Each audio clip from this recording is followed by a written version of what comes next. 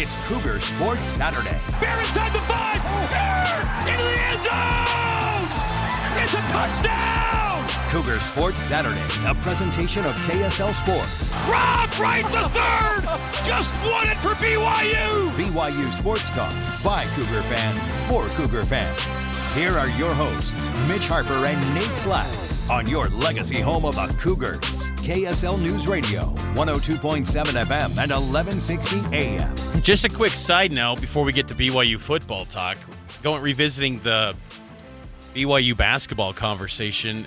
And Dallin Hall just committed to Utah State just moments ago.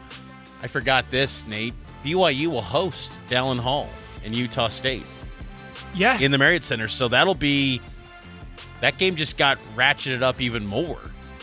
How that game will be big in December. You have Dallin Hall, Carson Templin, Mason Falslev. Falslev's a baller.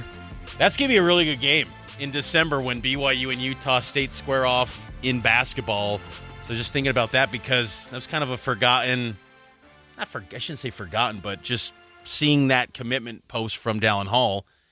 And then because we just haven't seen BYU and Utah State line up in much in recent years. And I just, they're going to face off against each other coming up in December. So we'll keep tuned to that down the road. Now, though, it's time to talk some BYU football in the coverage check. Every week, the takes get louder. Some stories get too much hype. Others fly under the radar. Aww. So let's clear it up. It's time for a coverage check on Cougar Sports Saturday. One of my favorite things to do is to follow the AP poll because I hate it so much and I just want people to join me. Grab your pitchforks. My job is to educate the public on where people are voting. Why are they ranking BYU 17? I don't know. But BYU in this year's preseason poll, number 14 in the AP poll. Mitch, what was your initial takeaway or initial impression seeing BYU in the top 15 for the preseason poll? It was good and historic in the sense that it was only the second time ever BYU was in the top 15. Isn't that crazy? It is crazy. Again, BYU's been playing for more than a century, 102 years. And the AP poll's been going since what, 1936? Yeah. Only the second time BYU goes into a season in the top 15. The only other time was 1985 as the reigning national champs. They were number 10 that year. I still think it's too low, though. I think that's my take away from seeing number 14. I think BYU should have been in the top 10. I just really believe that. I think, again, and I don't have the boots on the ground perspective of all these teams like I do BYU. Like I see BYU from a different perspective, but coaching staff retained. Bear Bachmeyer, LJ Martin, really good offensive line. You'll hear from BYU offensive line coach TJ Woods coming up in the program today.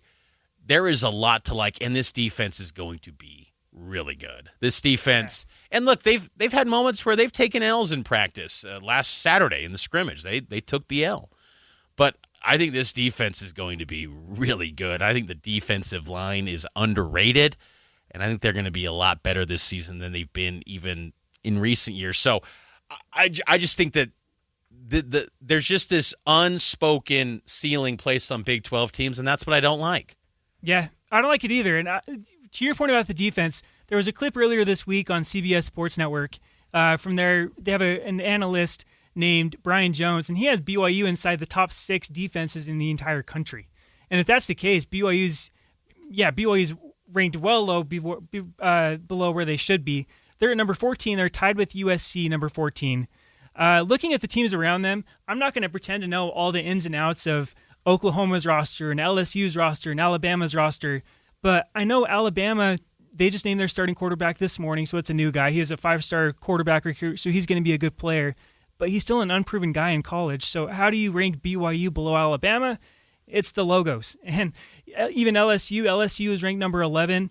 They bring in Sam Leavitt, who I think he's a good quarterback. I wouldn't call him elite. And they have a new coach with Lane Kiffin, so I think there's always just buzz around LSU, and this is going to be the year that they're good.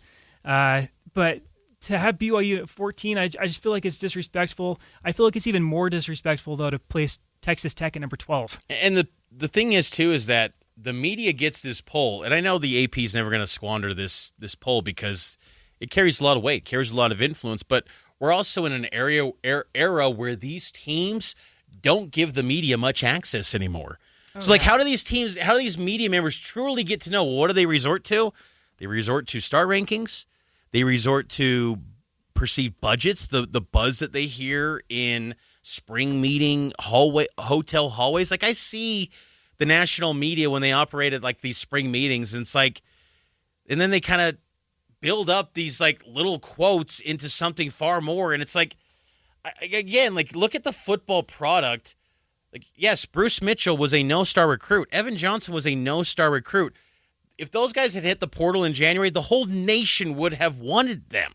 How can you, like, that's where I think there's a disconnect with sometimes programs like BYU and the perception of them. I think it was Chris Vanini this week in The Athletic talking about, man, we should be talking about BYU more. You think they've won 23 games the last 2 years?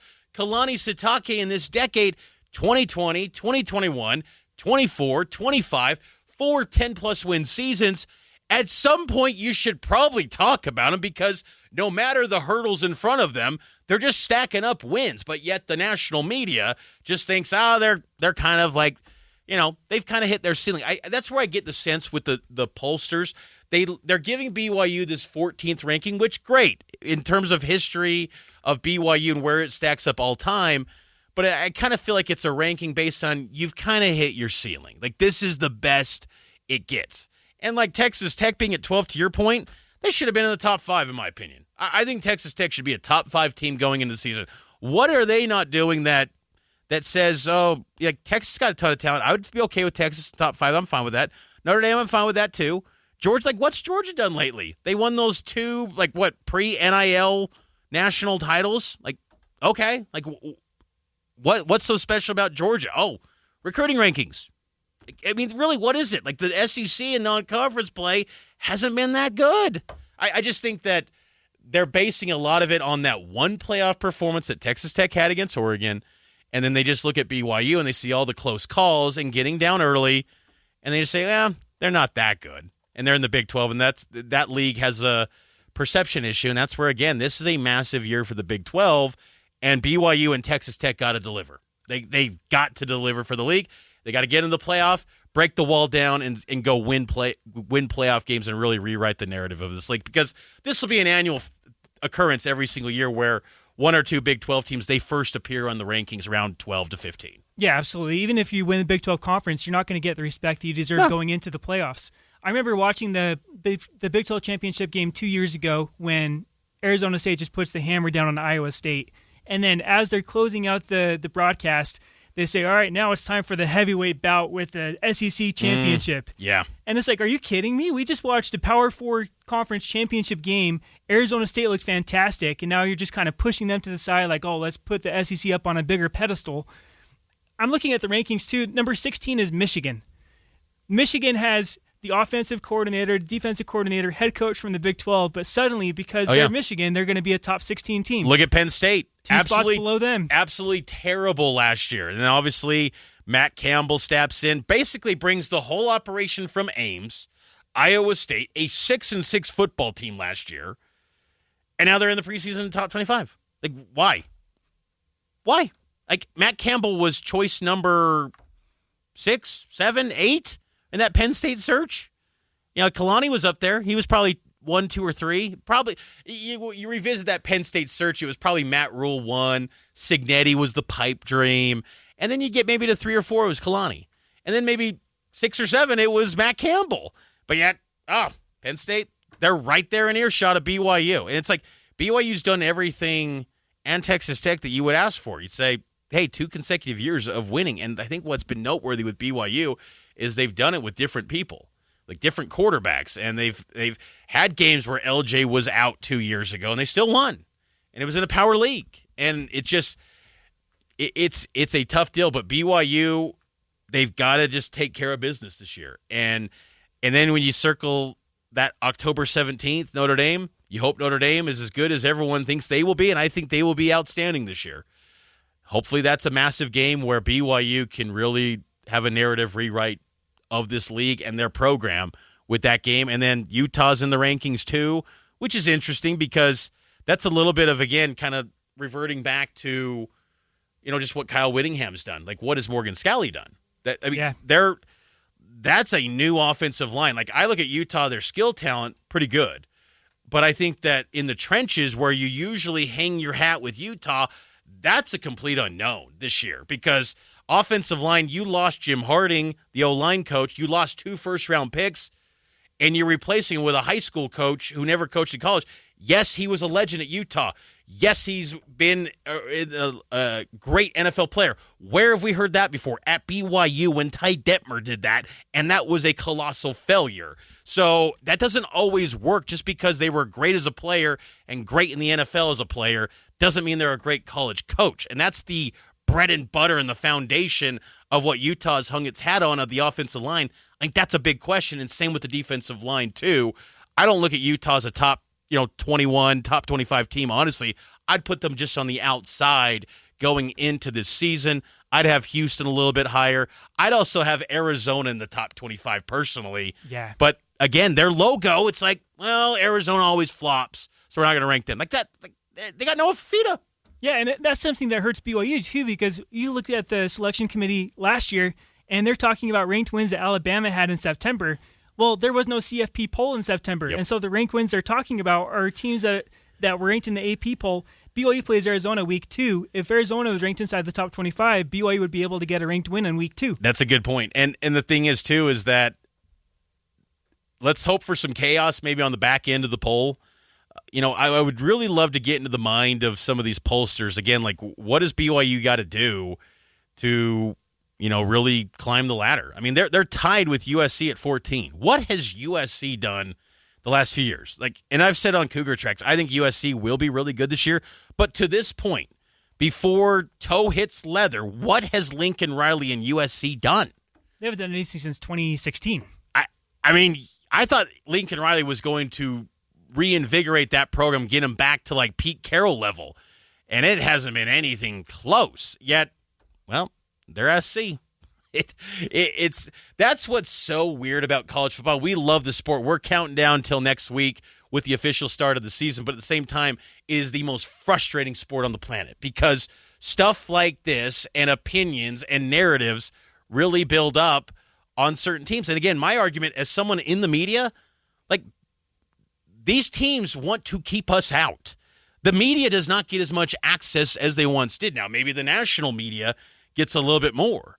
But, for these teams that are, local writers that are covering these teams, are they getting the resources and the budget to go out and travel the country and go see these teams and get a bird's-eye view of some of these practices and talk to the coaches?